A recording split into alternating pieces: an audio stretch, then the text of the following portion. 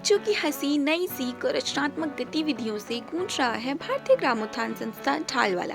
नमस्कार, आप देख रहे रेडियो ऋषिकेश का यूट्यूब चैनल। हम आपको ले चलते हैं 5 दिवसीय समर कैंप के तीसरे दिन की खास झलकियों की ओर, जहां बच्चे न केवल मनोरंजक गतिविधियों में भाग ले रहे हैं बल्कि नई नई चीजें सीखकर अपने व्यक्तित्व को भी निखार रहे हैं। तो आइए जानते हैं कि डे 3 में क्या रहा खास। हमारे साथ हैं अजीम प्रेमजी फाउंडेशन के कोऑर्डिनेटर श्री संजय नौटियाल जी, जिनके सहयोग से यह समर कैंप आयोजित किया जा रहा है। उनसे सुनते हैं आज की प्रमुख गतिविधियां और यादगार पलों के बारे में। तो अजीम प्रेमजी फाउंडेशन के द्वारा जो है भारतीय ग्रामोत्थान संस्थान में एक 5 डेज का समर कैंप बच्चों के लिए आयोजित किया जा रहा है।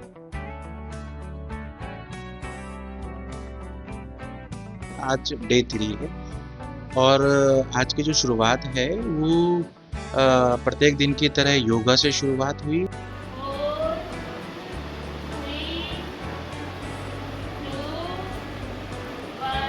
उसके बाद बच्चों ने जुम्बा किया।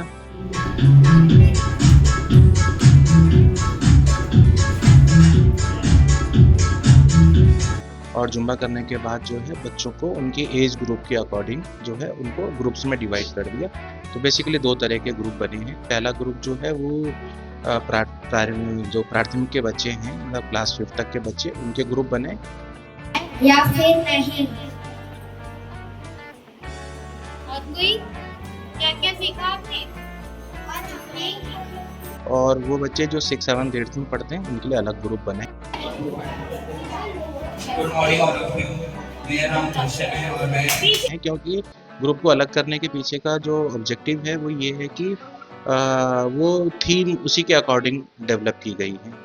तो आज का जो थीम है, जैसे प्राइमरी के बच्चों के लिए यानी क्लास 5 तक के बच्चों के लिए, तो उसमें यह है कि सॉल्युबल और इनसॉल्युबल कौन कौन सी चीज़ें हैं जो पानी में घुल जाती हैं, कौन कौन सी चीज़ें जो नहीं घुलती हैं।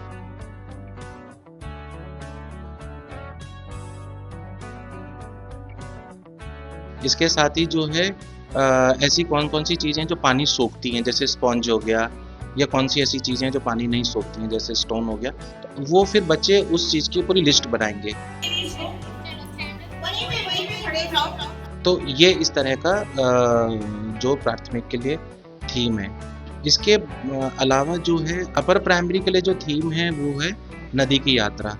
वाटर की जर्नी कैसे होती है? तो जो सबसे पहले जो हमारा वाटर होता है वो जो बड़े बड़े ग्लेशियर्स होते हैं वो पिघलते हैं और हमारा जो पानी होता है वो पहाड़ों से नीचे जाता है और गांवों में पहुंचता है, शहरों में पहुंचता है। तो जो गांव वाले होते हैं, शहर वाले होते हैं, वो उस पानी को यूज करते हैं। जैसे कि अक्षय ने बताया, कपड़े धोते हैं, बर्तन धोते हैं, पानी पीने के लिए यूज करते हैं। तो पानी गंदा हो जाता है बहुत। तो जो सारा पानी गंदा हो जाता है तो फिर वो वापस यहाँ पर जाता है और जो मतलब पानी को साफ करने के लिए जो लोग होते हैं वो उसको पानी को साफ करते हैं। फिर वो पानी साफ होके हम लोगों के घर में जाता है और वही पानी हम यूज करते हैं। तो बच्चे ये विजुलाइज कर पाएंगे कि नदी कहाँ से शुरू होती है और वो कहाँ तक पहुँचती है, और इस पूरी यात्रा के दौरान उनको वो नदी को जो है या पानी को जो है वो किस किस तरह का उसका उपयोग होता है, वो उस पूरी यात्रा को बनाएंगे और बनाने के बाद उसको फिर अपने शब्दों में उसको लिखने का प्रयास करेंगे। All of you and my dear teacher. मेरा नाम दर्शन है और मैं कक्षा 9 में मॉर्निंग क्लास जूनियर अकेडमी में पढ़ता हूँ। हमारा टॉपिक नदियों की जर्नी। नदियाँ जब बड़ी बड़ी ग्लेशियर से निकलती हैं तो वो साफ रहती हैं, उनमें कोई असुविधा नहीं होती। लेकिन वो जैसे जैसे अपने अंतिम स्तर तक आती हैं तो उनमें बहुत सारे अभिन्न केमिकल और खराब पदार्थ होते हैं। क्योंकि नदियाँ जो निकलती हैं उनमें ज़्यादा कचरा नहीं होता, लेकिन वो जैसे जैसे शहरों से, गाँव से निकलती हैं तो शहरों से निकले की वजह से उधर के लोगों का नदियों को पानी में इस्तेमाल करना और उसमें खराब कचरा फेंकने से नदियों के पानी का स्तर और तो बेसिकली जो ओवरऑल जो ऑब्जेक्टिव है उसमें कि बच्चे क्रिएटिव बने,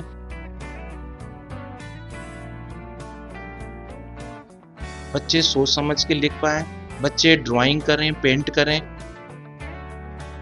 और उसमें जो अपना उसका वैल्यू है, जो उसकी अपनी अंडरस्टैंडिंग है, उसको वो उसके अंदर उकेर पाएँ। एक तो ये है और प्रत्येक दिन की तरह आज भी जो है बच्चे जो हैं वो आपस में मिलके जो है पर डे की समीक्षा करेंगे, उनकी क्या लर्निंग हुई, उनके किस तरह के रिफ्लेक्शन हुए, उन्होंने क्या-क्या सीखा।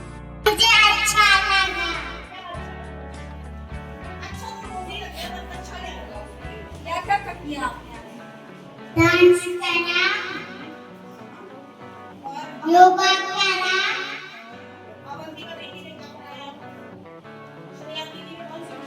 तीन एक्टिविटी की कौन सी दूसरी है और कैसी है?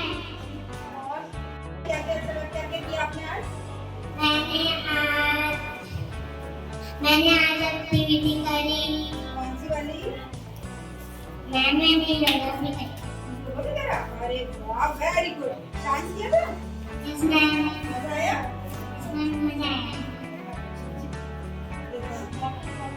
एक ये वाला पार्ट रहेगा और फिर हम एक गेम जो है आज की थीम से ही रिलेटेड जो गेम है उसको कराएंगे। बर्फ पानी में तो यही है ना कि जो डाइंग होगा पहले डाइंग कौन होगा,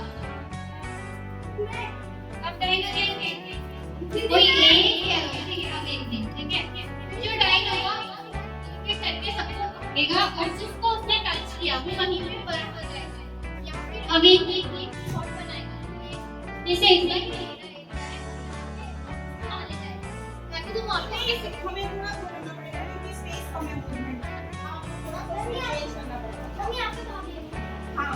तो ठीक है, इसमें आप एक एक्टिविटी बनाएंगे। और अंत की तरफ बच्चों को सूक्ष्म जलपान के साथ हम बच्चों को जो है विदा करते हैं।